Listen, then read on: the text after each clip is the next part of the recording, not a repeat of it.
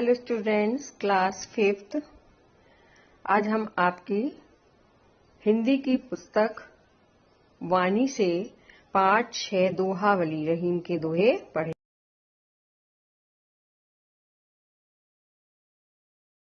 Class 5th आज हम आपकी हिंदी फर्स्ट की किताब वाणी से पाठ 6 दोहावली, इसमें रहीम के दोहे दिए गए हैं, उनको हम पढ़ेंगे।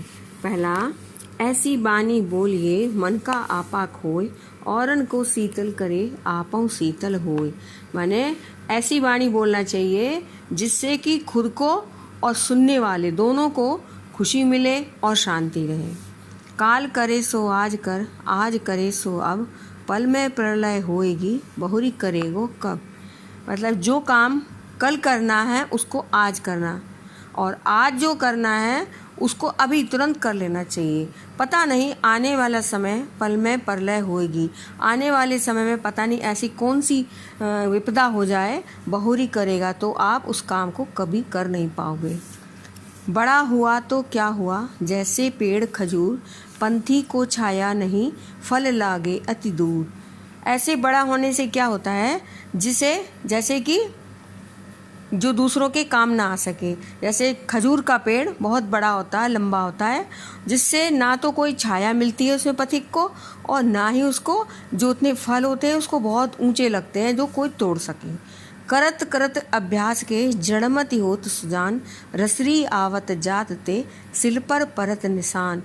करत करत अभ्यास के, अभ्यास करते रहने से जड़मति होत सुजान, पत्थर भी जो होते हैं, जैसे कि एक पत्थर, कुएं का जो पत्थर होता है उस पर से बार बार रस्सी से हम जब पानी खींचते हैं तो धीरे धीरे उस पत्थर पर भी निशान हो जाते हैं। उसी प्रकार अब मूर्ख व्यक्ति यदि धीरे धीरे अभ्यास करता रहे तो एक दिन वह भी जानकार हो जाता है। विद्या धन उद्यम बिना कहो जो पावे कौन। विद्या धन बिना उद्यम मतलब बिना मेहनत के नहीं प्राप्त होता। जैसे बिना डुलाए ना मिले जो पंखे की पौन। आप पंखे को जब तक हिलाएंगे नहीं तब तक उसकी हवा प्राप्त नहीं होगी। तरवर फल नहीं खात है सरवर पियत न पान, कह रहीम पर काज हित संपत्ति सुजहि सुजान। तरवर फल नहीं खाते हैं, जो वृक्ष हैं वह अपने फल स्वयं नहीं खाते हैं। सरवर पियहि न पान, और जो सरोवर हैं, तालाब हैं, उनमें पानी जो भरा हुआ है वह अपना पानी खुद नहीं पीते हैं। कह रहीम पर काज हित संपत्ति सजई संचय सुजान। जो सुजान सज्जन व्यक्ति होते हैं, रहीमदास कहते हैं रहीम जी कि जो सज्जन व्यक्ति होते हैं दूसरों के हित के लिए ही अपनी संपत्ति संचित करते हैं, इकट्ठा करते हैं। रही मन धागा प्रेम का मत तो रो चटकाए, टूटे से फिर ना जुड़े जुड़े गांठ पड़ जाए।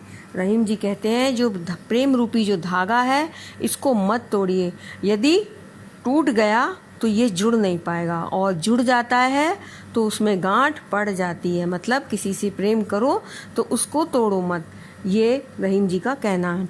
टूटे सुजन मनाइए जो टूटे 100 बार, रहीमन फिर पोइए टूटे मुक्ता हार। अपने टूटे सुजन, सुजन माने स्वजन, स्वजन मतलब अपने लोग, यदि कोई रूठ जाते हैं अपने तो उनको 100 बार मनाइए। जैसे कि फिर पोइए टूटे मुक्ता हार। यदि एक मोती की माला टूट जाती है उसको बार बार पोके माला बन जाती है, उसी प्रकार अपने यदि रूठ जाए तो उनको मनाइए 100 बार तो वे अपने हो जाते हैं। अपनी पहुँच विचार के कर्तव्य करिए दौर, तेते पाँव पसारिए जेती लांबी सौर। अपनी पहुँच विचार के कर्तव्य करिए दौर मतलब व्यक्ति को अपनी पहुँच के हिसाब से ही अपने पैर पसारने चाहिए, तेते उतने ही कर सकती करना चाहिए, यानी कि उसके अपनी शक्ति या सामर्थ्य के अनुसार ही उसको अपना कार्य करना चाहिए। तेते पाँव पसारिए जेती लंबी सौर मतलब उतने ही पैर फैलाने चाहिए जितनी की लंबी सौर है। सौर मतलब होता है ओढ़ने का चादर या रजाई। यदि जितनी बड़ी है उतने ही पैर रखें, अगर ज़्यादा लंबे पसारेंगे तो क्या होगा, रजाई से बाहर निकाला जाएगा। उसी प्रकार से व्यक्ति को अपने सामर्थ्य के अनुसार ही शक्ति को खर्च करना चाहिए। रहीमन देख बड़ेन को लघु न दीजिए डाल, जहाँ काम आवे सुई कहा करे तरीवार। रहीम जी कहते हैं बड़ों को देखकर छोटों को नहीं त्यागना चाहिए, मतलब उनकी अवहेलना नहीं करना चाहिए। कोई धनी व्यक्ति आ जाए तो उसे छोटे व्यक्ति जो हो, गरीब व्यक्ति, उसकी अवहेलना नहीं करना चाहिए, उसका मजाक नहीं उड़ाना चाहिए। जहाँ काम आवे सुई कहा करे तलवार, जहाँ पर सुई का काम है वहाँ पर तलवार काम नहीं कर सकती। तलवार तो युद्ध में काम कर सकती है, जहाँ सुई का काम है वो तलवार से हम कैसे सिलाई कर लेंगे। इसी प्रकार से छोटे व्यक्ति को भी अपनी जगह पर ही उसको महत्व दीजिए। आगे हम इसका अभ्यास देखेंगे। इसमें प्रश्न है मौखिक, हमें ऐसी वाणी बोलनी चाहिए, हमें ऐसी वाणी बोलनी चाहिए जिससे कि सामने वाला प्रसन्न हो जाए। हमें आज का कार्य कल पर क्यों नहीं टालना चाहिए? आज का काम कल पर इसीलिए नहीं टालना चाहिए क्योंकि जरूरी नहीं कि कल परिस्थितियां हमारे अनुकूल हों, यानी समय हमारे हिसाब से चले। तीसरा, खजूर के पेड़ को बड़ा क्यों नहीं कहा जा सकता? क्योंकि खजूर के पेड़ को इसलिए बड़ा नहीं कहा जा सकता क्योंकि उसे किसी को लाभ नहीं पहुंचता, उसकी छाया बहुत कम होती है और फल भी बहुत ऊंचाई पर होता है। आगे इसमें लिखित प्रश्न दिए हैं, उनमें लिखेंगे। जैसे मूर्ख भी बुद्धिमान कैसे बन सकता है? अभ्यास करने से मूर्ख भी बुद्धिमान हो जाता है। विद्या रूपी धन को कैसे प्राप्त किया जा सकता है? विद्या रूपी धन को मेहनत व लगन से प्राप्त किया जा सकता है। प्रेम का धागा तोड़ने से क्या होता है? प्रेम का धागा तोड़ने से वह फिर नहीं जुड़ता, और जुड़ता है तो उसमें गांठ पड़ जाती है। हमें बड़ों को देखकर छोटों को क्या नहीं त्यागना चाहिए? हमें बड़ों को देखकर छोटों को नहीं त्यागना चाहिए क्योंकि दोनों का महत्व बराबर होता है। जहाँ सुई से काम चल जाए वहाँ तलवार क्या काम करेगी। इसके बाद आता है आपका सही उत्तर पर सही का चिन्ह लगाएं। जैसे हमें कैसी वाणी बोलनी चाहिए, इसमें ऑप्शन दिए हुए 4, मन को शीतल करने वाली, तन को शीतल करने वाली, दूसरों का अहंकार कम करने वाली, दूसरों को दुख देने वाली। इसमें से राइट होगा आंसर मन को शीतल करने वाली।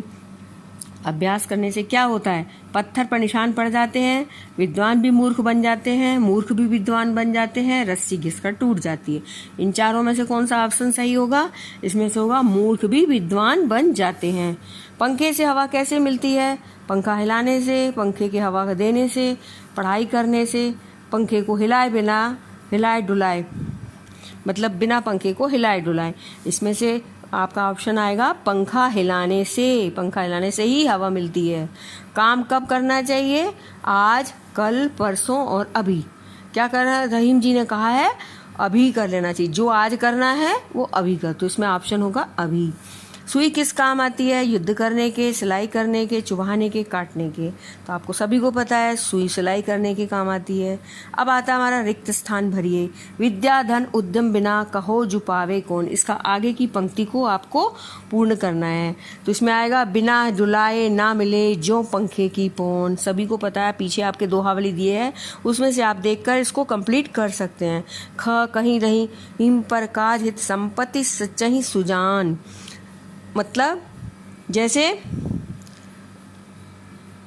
कह रहीम पर काज हित संपत्ति सजई सुजान। इसकी पहली लाइन जो होगी आपकी वो आएगी तरवर फल नहीं खात है सरवर पिए ही न पान। ये आपका इसमें पहली लाइन होगी। दूसरी लाइन आपको दी हुई है। अब इसके बाद गा में भी पहली लाइन आपको लिखनी है। जहाँ काम आवे सुई कहा करे तलवार। जैसे इसमें आएगा पहली लाइन आएगी रहमन देख बड़ेन को लघु न दीजिए डाल। इसके बाद चौथा देखिए घा करत करत अभ्यास के जड़मति हो तो सुजान। उसके बाद उसकी लाइन आएगी अगली रसरी आवत जात ते सिल पर परत निशान। ये आपके कंप्लीट हो गए दोहा। आपके इसके बाद दिया गया है चौथी एक्सरसाइज है आपकी नीति वचनों को स्पष्ट करने के लिए कवि ने क्या उदाहरण दिए हैं। जैसे बड़ा होने से कुछ नहीं होता, इसका क्या मतलब है? उन्होंने उदाहरण किस चीज का दिया? जैसे खजूर का पेड़ बड़ा है लेकिन उससे किसी को लाभ नहीं है। दूसरा, अभ्यास करने से मूर्ख भी बुद्धिमान हो जाता है, उसका क्या उदाहरण है? सिल व रस्सी। सिल पत्थर और रस्सी, जैसे सिल पर रस्सी रगड़ते रगड़ते रस्सी पर निशान हो जाते हैं। ये उदाहरण उन्होंने दिया है मूर्ख व्यक्ति के लिए। परिश्रम के बिना विद्या प्राप्त नहीं होती। पंखा व हवा, मतलब बिना परिश्रम के आपको न धन प्राप्त होगा न विद्या प्राप्त होगी, तो उसके लिए आपको परिश्रम करना पड़ता है। पंखे को हिलाएंगे तभी हवा पाएंगे। सज्जन व्यक्ति दूसरों के लिए धन एकत्र करते हैं। पेड़ और फल, जैसे पेड़ और फल, जो पेड़ होते हैं वो अपना फल जो होता है स्वयं नहीं खाते और वो दूसरों के लिए देते हैं। और अपनी क्षमता के अनुसार कार्य करना चाहिए। मतलब जैसे तालाब और पानी, जितना तालाब है, उस बड़ा तालाब है, उसमें उतना ही पानी होगा। यदि उससे ज़्यादा पानी बढ़ेगा तो क्या होगा, पानी तालाब से निकलकर बाहर आ जाएगा। इसके बाद अगली एक्सरसाइज, अगला अभ्यास है आपका 5 नंबर। दिए गए श्लोकों के अर्थ लिखिए, स्पष्ट कीजिए। रही मन धागा प्रेम का, मत तोड़ो चटकाए, टूटे फिर ना जुड़े, जुड़े गांठ पड़ जाए। अभी पहले समझा चुकी हूँ, उसका आपको इसमें अर्थ लिखना है। रहीम जी कहते हैं प्रेम का धागा है, उसको तोड़िए मत, अगर टूट गया तो जुड़ नहीं पाएगा, और जोड़ लिया तो उस पर गांठ पड़ जाती है। टूटे सुजन मनाइए, जो टूटे 100 बार, रही मन फिर पोइए, टूटे मुक्ताहार। अपने यदि रूठ जाते हैं, सुजन मने अपने लोग यदि रूठ जाते हैं, उनको 100 बार मनाइए। और जिस प्रकार से मोती माला टूट जाती है तो बार बार मोती को पोकर पूरी माला बनाई जा सकती है। बड़ा हुआ तो क्या हुआ, जैसे पेड़ खजूर, पंथी को छाया नहीं, फल लागे अति दूर। ऐसे बड़े होने से क्या फायदा जो दूसरों को लाभ ना पहुंचा सके। जैसे खजूर का पेड़ पंथी को छाया नहीं देता है, और पंथी माने पथे के राहगीर को छाया नहीं मिलती है, और ना ही उसके फल मिल पाते क्योंकि वो बहुत ऊंचे लगते हैं। ऐसी बानी बोलिए मन का आपा खोए, और उनको शीतल करे आपो शीतल हो। वाणी ऐसी बोलना चाहिए जिससे खुद को अच्छा लगे मन को, और दूसरों को भी खुशी मिले। जिससे ऐसी वाणी बोलना चाहिए जो आप खुद भी खुश रहें और दूसरे भी खुश रहें, शांत रहें। रही मन देख बड़े इनको, लघु न दीजिए डार, जहाँ काम आवे सुई कहा करे तलवार।